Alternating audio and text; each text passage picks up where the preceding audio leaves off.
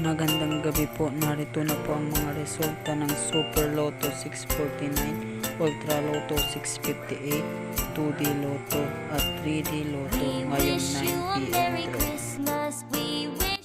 Para po sa resulta ng Super Lotto 649, ito ang mga lumabas: 21, 18, 24, 22, 35 at 16 in any order.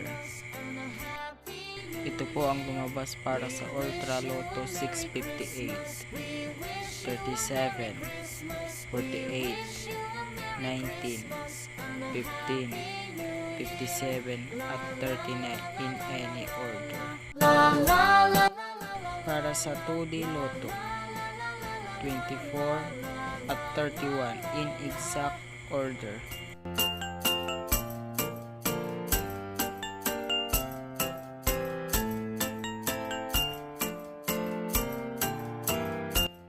At narito na rin ang resulta ng 2pm at 5pm draw. Para sa 3D Lotto, 5, 6 at 0 in exact order.